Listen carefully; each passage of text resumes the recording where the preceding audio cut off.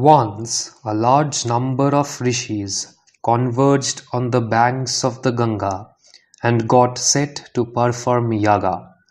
Sage Narada descends at the venue and asked them to which deity they offer the yaga phala.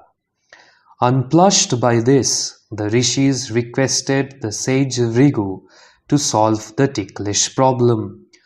The sage undertook the holy task of identifying the most ideal among the three chief divine entities to receive the accrued benefits of yaga.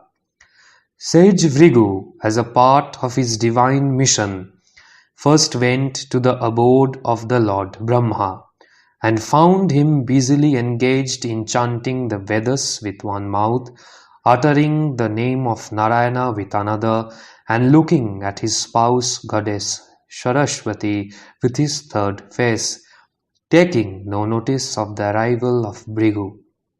Having felt insulted, the sage went in a huff to the abode of Lord Shiva. There again he found Shiva sporting with his consort goddess Parvati and not taking any notice of Brigu's arrival. Enraged over this insult here again, Vrigu left for Sri Vaikuntha, the celestial abode of Lord Vishnu, found Lord in a similar posture with goddess Lakshmi. Disgusted and having felt humiliated over this insult, the infuriated Vrigu kicked Lord Vishnu on his chest, the dwelling place of his divine better half, Sri Mahalakshmi. Lord Vishnu immediately got up, massaged the rishi's foot, and pierced the third eye, the eye of ego embedded underneath the foot of Brigu, which is responsible for his indifferent attitude with Trimurtis. Sage Vrigu, who realized his grave sin, was pleased with this kind gesture of Lord even to a sinner like him, and returned to the rishis and advised them to dedicate the fruits of yajna to Lord Vishnu, whom he declared as the most ideal of Trinity to receive the yaga phala. Meanwhile, goddess Lakshmi, who got piqued at the insolent behavior of the rishi, kicking at the sacred spot, the Lord's bosom, in a fit of fury, leaves Lord and descends at Kolhapur. Unable to bear the agony of separation, Lord Vishnu leaves Sri Vaikuntha and wanders around. In course of time, he trots into Sechachala and settles down on the mountain in a huge anthill. At the request of goddess Lakshmi, Lord Brahma and Lord Shiva take the form of a cow and a calf, and Lakshmi herself becomes the milkmaid and sells the cow and calf to the local king. The celestial cow used to empty her udder on the anthill under which Lord Srinivasa stayed, thus nourishing the Lord every day.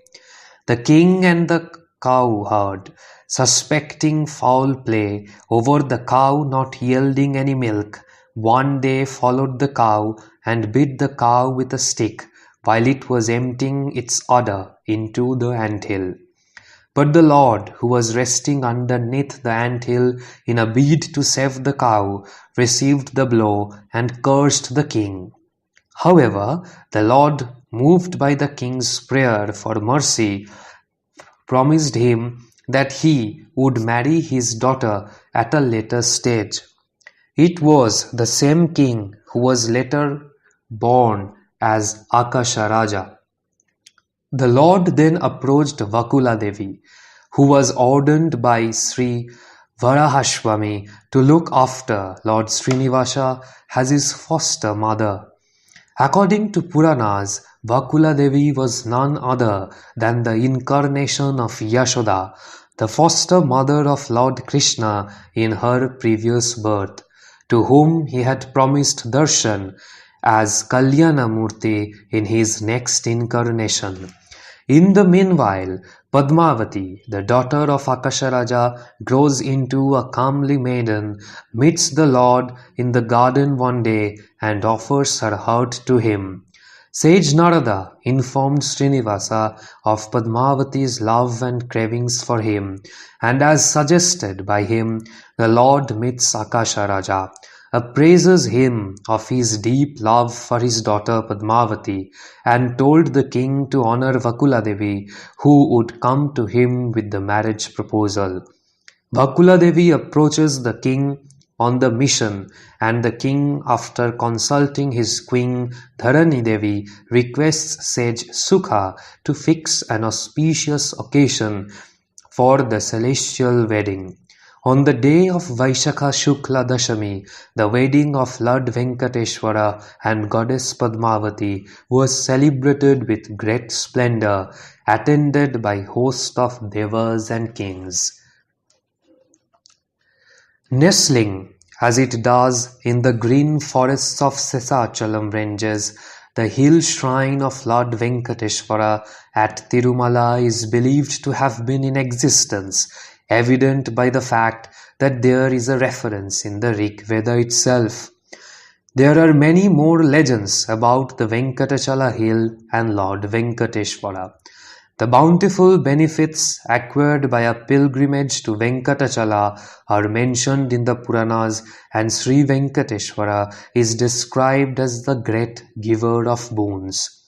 All the great dynasties of the southern peninsula have paid their obeisance to this ancient shrine.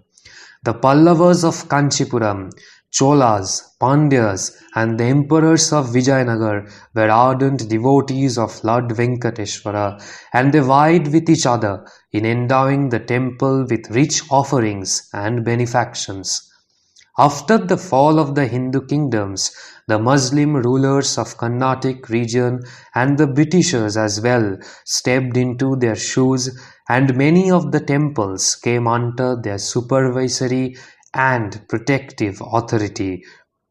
In 1843, the East India Company divested itself from the task of direct management of non-Christian places of worship and also of native religious institutions.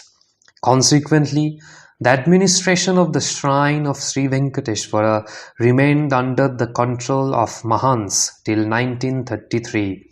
Later, by a special act passed by the Madras legislature, the Tirumala Tirupati Devasthanams Committee was constituted and invested with the powers of its administration and control through a commissioner appointed by the government of Madras. The committee was assisted by a religious advisory council with regard to religious matters and by a riots advisory council in regard to the management of the estates of TTD. Today, the TTD maintains as many as 42 temples, including 19 sub-shrines and 23 taken over from other trusts and managements by a board of trustees appointed by the state government. The executive officer, senior IAS officer, usually not below the cadre of collector, is the executive officer of the administration. He is assisted by two joint executive officers who are also IAS officers not below the cadre of joint collector. Chief Vigilance and Security Officer, an IPS officer who belongs to the cadre of the Superintendent of Police. It is said, Venkatadri samam sthanam brahmanda nasti kinchana Venkatesa samo devo na bhuto na vavishvati. There is no place in the universe which is sacred than Tirumala, and no god equal to Lord Venkateshwara.